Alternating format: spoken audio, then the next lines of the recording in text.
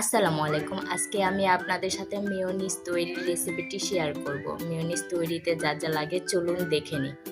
প্রথমে আমি 2টি রসুন কোয়া, 1টি শুকনা মরিচ ও 1টি ডিম নিয়ে নিয়েছি। এখানে সয়াবিন তেল নিয়ে নিয়েছি, এখানে লবণ নিয়ে নিয়েছি, এখানে টমেটো সস নিয়ে নিয়েছি, এখানে গুঁড়া দুধ নিয়ে নিয়েছি। এখন চলুন কিভাবে আমরা মেয়োনিজ তৈরি করব তা দেখে নিই। প্রথমে ডিমটি দিয়ে দিব, এরপর রসুন দুটো দিয়ে দিব, মরিচটা দিয়ে দিব, সামান্য পরিমাণে লবণ দিয়ে দেব, এরপর 1 চামচ পরিমাণ সয়াবিন তেল দিয়ে নেব, গুঁড়া দুধ দিয়ে নেব,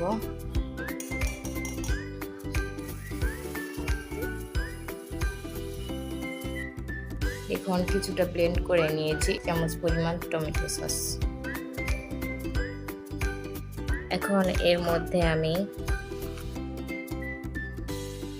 চিনি দিয়ে নেব 1 চামচ, এরপর আমি ব্লেন্ড করে নেব।